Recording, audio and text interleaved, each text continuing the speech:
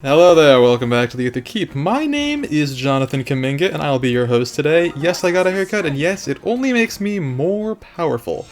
So, I've showed you how I constructed an Igrene line, an infantry line, a way to abuse the new unit and the new archetype that we get to use, but I also ran into a couple teams trying to use her also when I was playing offense, and this was one of them that was actually really similar to mine. Now, there are a couple key differences here. One is that they're running two AoE units in Igrene and Sonya, who both have Blazing Flame. If they're new to a meta where knowing the patterns of all the AoEs is important, but we'll get to that. But they also, just like me, saw that saves are the problem for this kind of AoE line team, right? So they used Cornelia, is that her name? I hope that's her name. They used this unit with Sabotage Flash to kind of make saves less appealing, and it did make it really annoying to position, but I immediately thought, like, I have been strongly considering how to beat these teams with saves so that I can top them happening myself, so I wanted to see if I could do it against another version of the line in real time. So what we did... And so, remember, they're both running Blazing Flame. I was definitely, in my brain, thinking about Blazing Wind, or Growing Wind, when I constructed this strategy. So, there's a little pause there when I was realizing, like, perhaps my formation is flawed. Maybe not everything is right in the Kingdom of Denmark. And there we do actually take the hit, but thankfully Wintermarth is actually like that, and just Vantage is so good right now. They did have Hardy Bearing, but it was on Igrene, and since the team doesn't have a Dancer, instead of having a Dancer, they kind of have that, they had Yunaka covering an extra line, an extra tile, an extra lane of the map, which I didn't do. I kind of tried to have Embla's anti-save technology controlling that space instead, and so I kept the Dancer in the reserves. They also have saves to make it way harder to player phase. That's another huge trade-off. Personally, I thought that having a Dancer and having a unit like Crom, who can get some extra unpredictable movement in there, was really important, and this is exactly why we were able to just deal with... We were able to use a Vantage team to deal with Hardy Bearing Igrene and not really ever give her a chance to fight. And now we get to take Cornelia, which is her name because I know everything about Fire Emblem. And just really, making it work with this movement, these units. Ratatoskr is such a good mythic. In the second match, the subscribers only match, we're going to see a little bit more about that. But I really like using Ratatoskr. But I mean, here we're just... The armors can't get close. I have saves on saves. Well, really just the one, but it's more than enough to deal with Arvel, whose time in the sun was pretty short, right? Like, what happened there? I think they were supposed to... They felt like they were going to stick around a lot longer than they did, but I guess Freyr just takes all the air out of the room. And, I mean, from here, there's not much else to say. We kind of carefully saved a Deadeye on Tana so that she can do whatever she needs to against these things. And we got options. We can take the pots. That's pretty much the first match, but I think, so, Vantage is so strong right now, and, like, Vantage Save specifically is so strong, but there are so few units that can actually cover all the things you want to do with that, right? Like, first of all, setup with Vantage is annoying, DR Piercing, Brave Effects, blah blah blah, these are all things you kind of want, and armors specifically don't have no quarter, so it is even harder for them to play this role. But I have a strong feeling that Speed Preempt 4 is coming really soon, and I think it's going to remove the Savior restriction and make the skill better in other ways too, probably. So, keep your eye out for that. If it happens, I called it.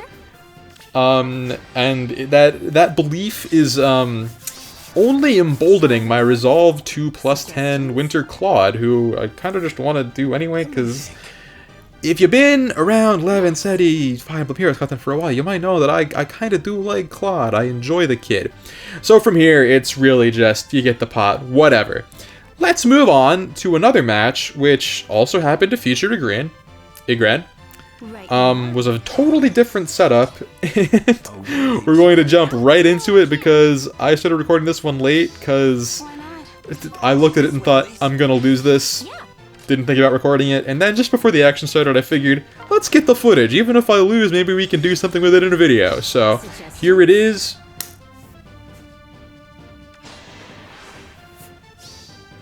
I've in fact decided to let this play out.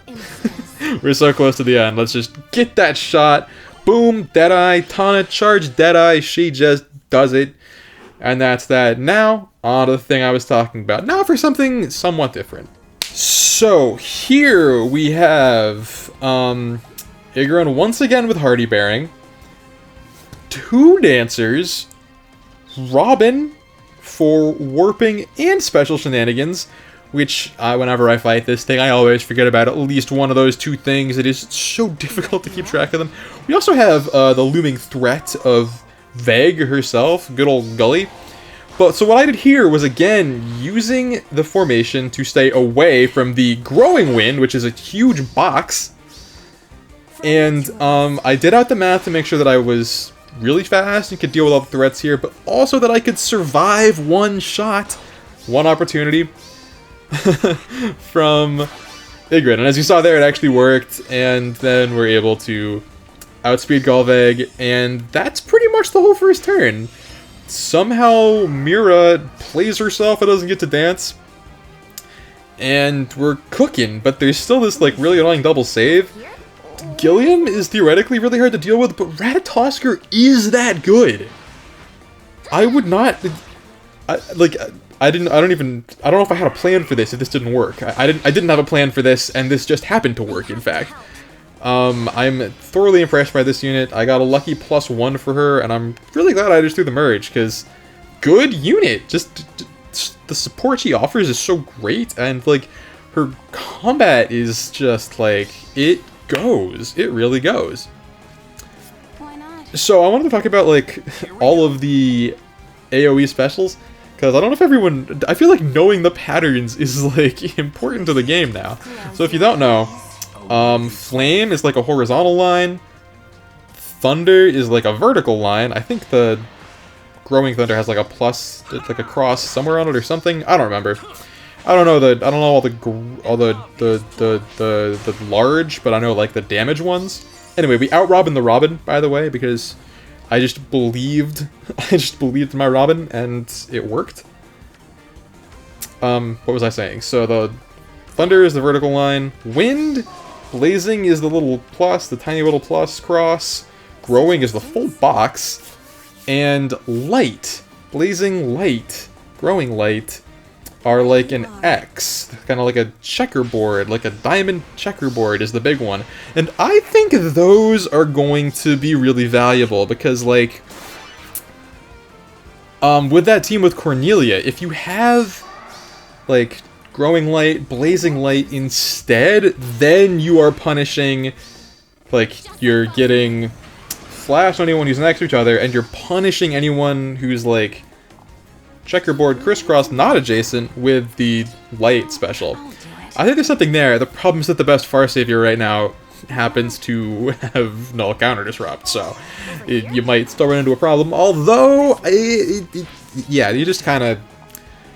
They kind of got you coming and going. You gotta get creative with it, which is what I tried to do with my team. Check it out if you haven't yet. This is a subscribers only match. I did clarify that first, so if you somehow got in here and didn't, I think you owe me the button. But since you are a subscriber and you're watching this, thank you so much. I'm sure you've already seen my video about my Igrene team, but, you know, you can always watch it again, or especially if you're lying to me and haven't in fact watched it. But that is pretty much the content I wanted to share, and just, like, this team I kind of slapped together haphazardly has been so future-proof and strong that I like showing it off, and I don't show it off all the time because it is mostly the same stuff, but here I felt like I was creatively solving new problems using old pieces, and that's kind of always fun to share with people, so that, I suppose, is what I have for you. Thank you so much for watching. I hope you enjoyed some more Ratatoskr, because she is like that. She's actually just like that. And that is Vital Heroes for the Nintendo iPhone for today. Thank you so much for joining me. Supreme Heaven hits hard, but I don't have anything. You weren't supposed to watch this far. Anyway, I'll be back with more soon. Might have one more offense match to share. I don't know. If not, I have a feeling that the Dark Defense still has some more things to show. I've actually got some cool AI interactions that I don't think I talked about last time, so there'll be more of that. Till then.